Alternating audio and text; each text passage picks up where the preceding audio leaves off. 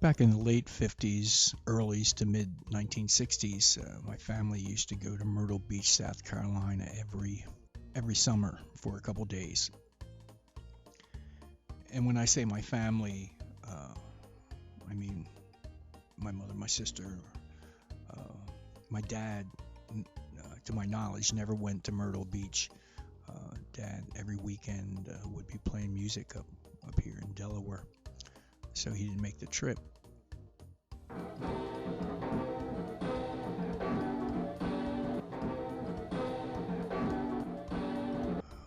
We'd go down to Myrtle Beach, and we'd always stay at the same place, Miss Shirley's, and we would go to hers.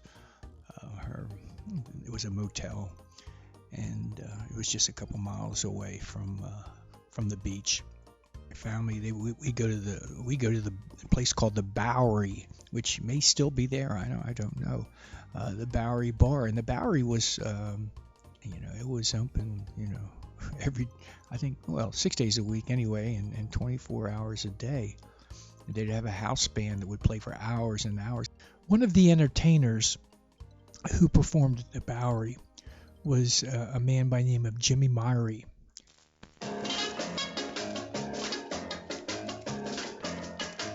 It's needless to say, I love you. They'd have various acts. It just wasn't musical. They would have, comedy, sort of carnival stuff. I no longer enjoy amusement rides, but back in the days of my youth, I definitely enjoyed riding the amusement rides down at Myrtle Beach, and one of them was called the Wild Mouse.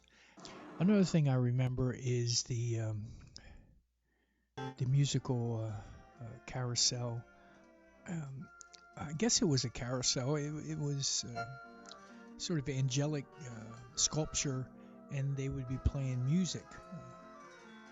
And outside the carousel, there was sort of a little train ride that you would pedal to move yourself around the carousel.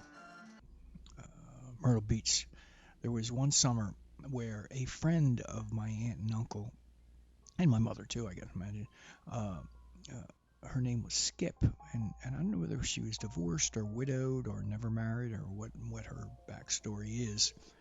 But Skip was one of their friends, and one year she went down with us to Myrtle Beach. Now Skip, she liked her alcohol. She liked to drink. But anyway, one night, Skip got too intoxicated, and the next morning, my aunt and uncle could not wake up Skip. They couldn't wake her up, and they lifted up her eyelids, and her pupils had gone back into her head somehow. So I don't know whether they tried to feel for a pulse or what. Maybe they did.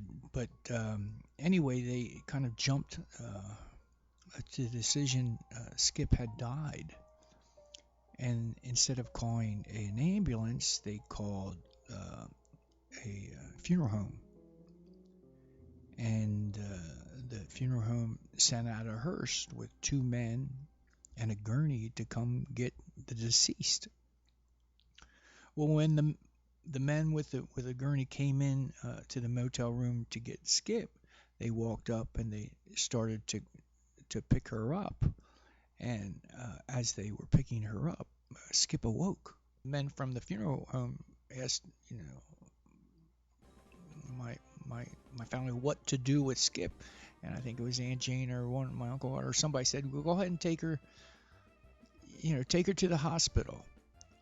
So they put Skip on the gurney, and they wheeled her into the hearse that was waiting outside of the motel.